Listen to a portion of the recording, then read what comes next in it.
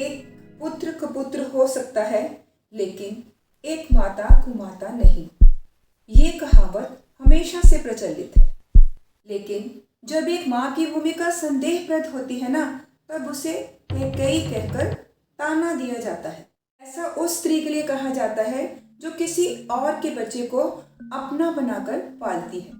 फिर वो चाहे जी जान लगाकर उस बच्चे को पाले, लेकिन छोटी सी बात भी इधर उधर हो जाने पर उसको गलत करार दिया जाता है।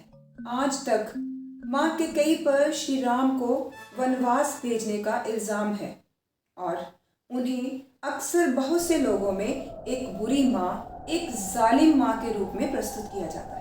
लेकिन ये सच नहीं है, भ्रांति है।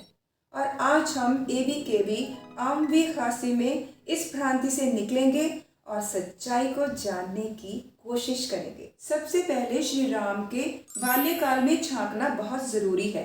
जब श्री राम, लक्ष्मण, भरत और शत्रुघ्न बचपन में खेला करते थे तो तीनों माएं, माँ कौशल्या, माँ सुमित्रा और माँ कैकेयी उन पर अपार प्यार लुटाती थी और आनंद लेती थी उनकी बाल क्रियाओं का।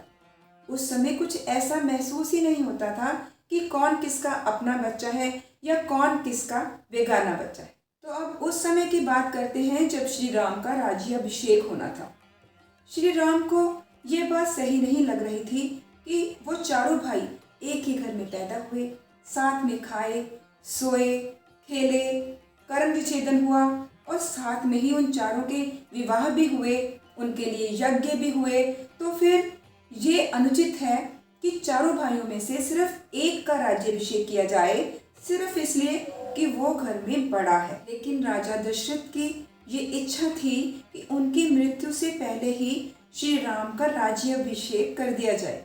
तो जहाँ जहाँ ये संदेश पहुँचता जा रहा है कि श्री राम युवराज बनने वाले हैं, वहाँ वहाँ प्रजा आनंदित हो रही है, माहौल मंगलमय हो रहा है, सब लोग उत्सव की तैयारियों में लगे हुए हैं।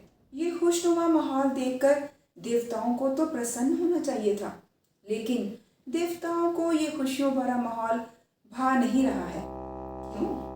क्योंकि उनको पता है कि अगर श्री राम राजा बनकर अयोध्या में ही रह गए तो फिर उन पापियों का, उन राक्षसों का नाश कौन करेगा जिसके लिए कि श्री राम का जन्म हुआ है। तो समस्या के हल के लिए सभी देवता माँ सरस्वती के पास जाते हैं, उनसे विनय करते हैं कि हे माँ, कुछ ऐसा कीजिए कि श्री राम राज्य को त्याग कर वन में चले जाएं, ताकि उनका पृथ्वी पर आने का जो संकल्प है वो सिद्ध हो सके, उनका इस धरती पर आने के पीछे जो कारण है वो पूरा हो सके।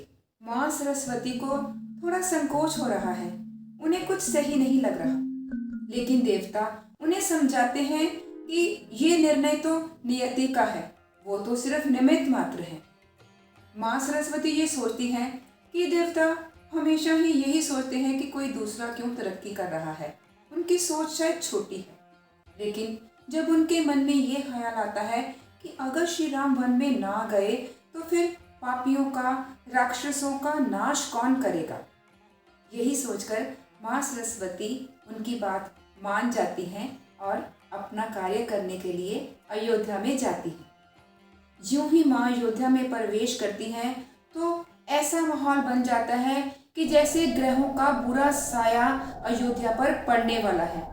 अयोध्या में नकारात्मकता फैल जाती है। और अब माँ ने देखिए किसे चुना, माँ कैकेयी की दासी मंथरा को। माँ सरस्वती अयोध्या में आई और मंथरा की बुद्धि को घुमाकर चली गई और मंथरा को अपयश का निमित्त बना दिया।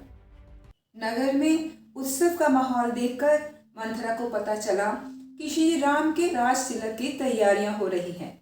ये सुनकर उसका मन जल उठा, क्योंकि माँ सरस्वती उसकी बुद्धि को भ्रष्ट कर गई है। और जला हुआ मन लेकर वो माँ कैकेयी के पास पहुंचती है। मंथरा माँ कैकेयी को दिखा रही है कि वो बहुत उदास हैं। माँ कैकेयी के बार बार पूछने पर भी वो उत्तर नहीं दे रही, बस आहें भरी जा रही हैं, अश्रु बहाई जा रही है। माँ कैकेयी की बहुत कोशिश के बाद मंथरा की भ्रष्ट बुद्धि से श्री राम के राज तिलक के खिलाफ बस जहर ही बरस रहा है। अब मंथरा की बुद्धि चाहे जितनी भी भ्रष्ट हो गई हो, पर यहाँ पर उसे माँ कैकेयी को मनाना बहुत कठिन होने वाला है, क्योंकि माँ कैकेयी का श्री राम के साथ असीम प्यार है और माँ कौशल्या के साथ उनका बहनों के जैसा रिश्ता है। मंथरा की घूमी हुई बुद्धि माँ कैकेयी को बार बार उकसा रही है, ताने दे रही है कि कौशल्या तो राजमाता बन जाएंगी और तुम्हें उनकी दासी बनकर रहना पड़ेगा। फिर मंथरा कहती है कि राम तो राजा बन जाएंगे, फिर तो तुम्हारी क्या ही कीमत रह जाएगी, क्योंकि भरत को तो कोई पूछेगा ही नहीं, उसे कारागार में डाल दिया जाएगा और फिर तुम्हारा जीवन एक दासी की तरह व्यतीत होगा। बीच में माँ कैकेयी को गुस्सा भी आता है। वो मंथरा को कुटिला कहती है, घर तोड़ू कहती है और बहुत कुछ कहती हैं, लेकिन फिर भी वो थोड़ा सा मुस्कुरा भी देती हैं। लेकिन मंथरा फिर जोर देकर कहती है कि मंथरा माँ कैकेयी का आहित नहीं देख सकती। यहाँ मंथरा आग उगले जा रही है और माँ कैकेयी भी देवताओं की माया के वश में है, इसलिए अब उन्हें मंथरा के सारे वचन अपने हित में लगने लगते हैं। अब मंथरा को आभास हो रहा है कि उसके कटु वचनों के तीर कैकेयी के दिल पर असर करने लगे हैं और कैकेयी धीरे धीरे मंथरा के रंग में ढलने लगी है। मंथरा की अनगिनत कुटिल बातों से माँ कैकेयी के मन में भी डर बैठ गया। वो भी माया के वश में आकर ये सोचने लगी कि जो भी मंथरा कह रही है वही सच है। उन्हें श्री राम के राज्याभिषेक के बाद अपने मायके जाना पड़ेगा, उनका तिरस्कार होगा और न जाने भरत का क्या भविष्य होगा। अब मंथरा की बुद्धि पर बैठी माया कैकेयी को अपने वश में कर लेती है और फिर अपना असली पासा फेंकती है।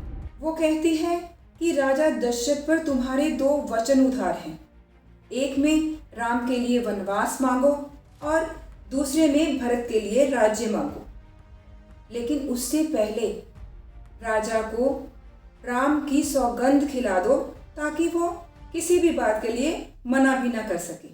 अब आगे मंथरा की भ्रष्ट बुद्धि माँ कैकेयी को कोप भवन में जाने की सलाह देती है। माया के वश आई हुई कैकेयी मंथरा को अब अपनी हितैषी समझने लगी है और कोप भवन में चली जाती हैं ताकि उनकी योजना सफल हो सके, राम को वनवास और भरत को राज्य मिल सके। ये वो योजना थी जो बनाई थी देवताओं ने ताकि राक्षसों, बुरी शक्तियों और साथ साथ में रावण का भी अंत हो सके। तो जब जब भी धरती पर किसी अत्याचारी के जुल्मों का अंत करना होता है तो कोई ना कोई महान आत्मा इस धरती पर अवतार लेती है, जिसका कि उद्देश्य लोगों की भलाई करना होता है। आशा है आज आपके मन में जो नेगेटिविटी माँ कैकेयी के लिए थी वो अब दूर हो गई होगी। वो कहते हैं ना कि जो भी अच्छा या बुरा होता है उसके पीछे कोई ना कोई ठोस कारण अवश्य होता है। तो आनंद लीजिए और AVKV आम वी खांसी को लाइक, शेयर, कमेंट, सब्सक्राइब और फॉलो ज़रूर कीजिए। धन्यवाद।